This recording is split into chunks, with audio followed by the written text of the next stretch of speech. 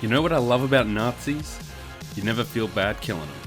Since 2014, MachineGames' reboot of the Wolfenstein series has painted an intriguing alternate post-World War II history with a chaotic interpretation of a Nazi empire in the 1940s and 60s.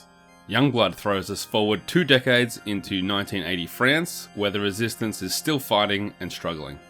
After an aging BJ Blazkowicz mysteriously disappears, it's up to his twin daughters Sophia and Jess to bring the heavy hits in a French-led resistance against Germany's armies of darkness.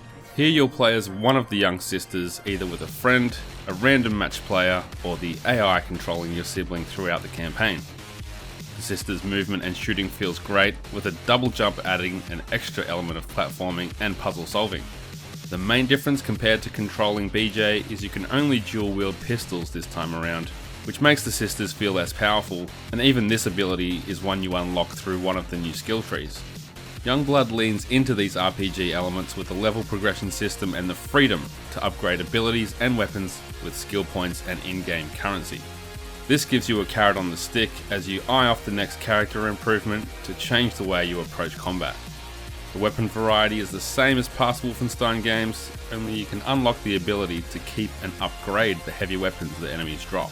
Every gun is now defined as having either light or heavy ammo, determining how effective you are against enemies with different styles of armor. After some opening missions played in the typical Wolfenstein linear fashion, you move into a hub area that opens up the choice of side missions. In different regions, you often find yourself forced to backtrack through. These optional quests are essentially required to level up until you can tackle a number of enemy bases before moving on to your final objective. If this sounds kinda paint by numbers, that's because it really is. There's far less care being given towards why you're doing these things, scaling back on cutscenes into skippable dialogue and static loading screens with voiceover to vaguely explain your mission objectives. Narrative takes an unfortunate backseat in Youngblood, and honestly, this was my biggest disappointment after growing to love the storytelling this series has become known for. There are only 5, maybe 6 cutscenes in the entire game, and aside from some fun banter during missions, there's little opportunity to add depth to the characters, let alone the overarching narrative.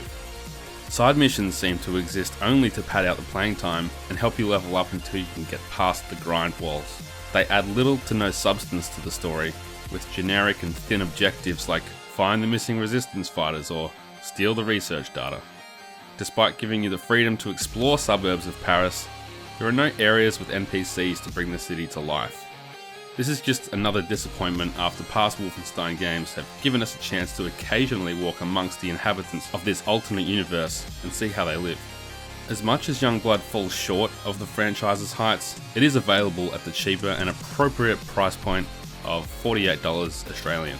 Going in with tempered expectations will make this an enjoyable experience with great gunplay, varied enemies, and detailed environments to explore.